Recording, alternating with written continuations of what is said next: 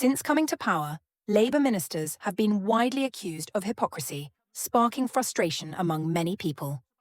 Amidst this growing discontent, the SNP's Stephen Flynn has strongly called out Labour MPs in Parliament, highlighting their contradictory behaviour. Watch this clip to see his powerful remarks. We've seen a government turn its back on those women. But not before, of course, they held placards. Not before, of course, they gave warm words when they felt it was politically expedient to do so. And let's listen to some of those warm words. Let's start off with the Prime Minister of the United Kingdom, who said, and I quote, "All your working life you've got in mind the date on which you can retire and get your pension.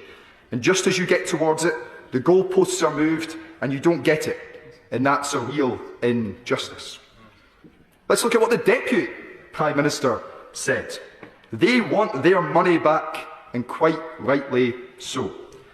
Let's look at what the Chancellor of the Exchequer said.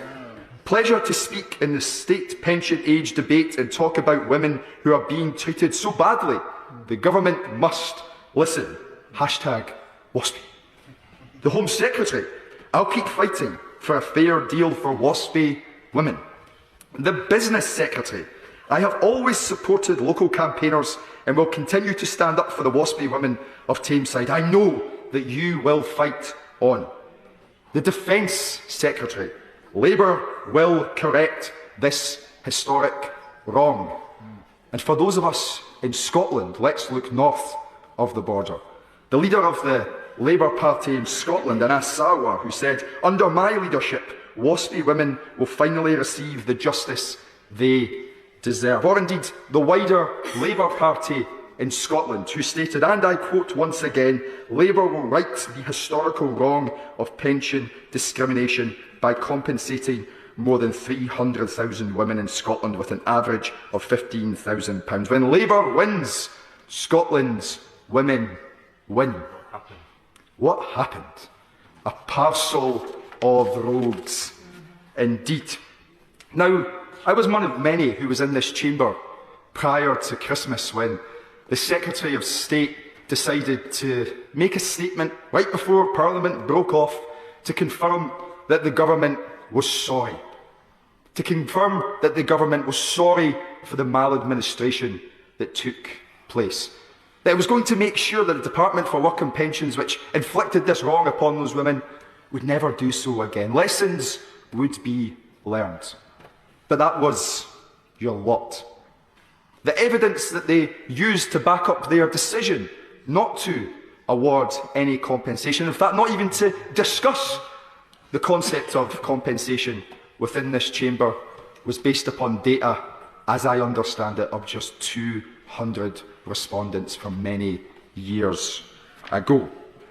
They then go on to say that there's no money at all, as if they aren't the ones who get to decide how money is spent, as if they aren't the ones who have decided to box themselves in on pretty much every tax lever that possibly exists, that they aren't the ones, and I appreciate that not everyone in this chamber will agree with me on this point, that they aren't the ones who've decided to simply accept the broken economic norms formed by leaving the European Union, by rejecting single market access and access to the customs union, accepting the fact that that will cause economic damage and limit the money which is available to them. None of that was their fault at all. How very dare they?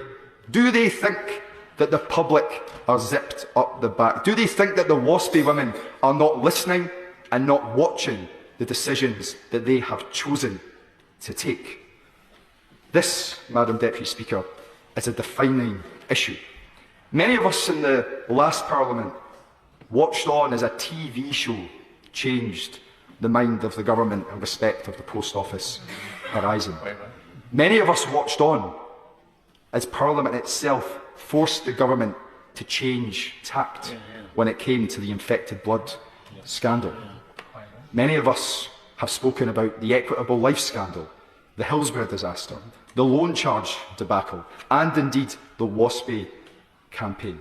Defining issues of that last Parliament can still be defining issues of this Parliament, but only if the government acts to provide the compensation and redress that these women so badly deserve.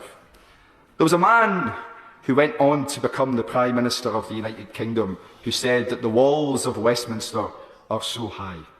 He was inferring that we don't listen to what the public want, nor do we see what it is that they are fighting for and what they believe in.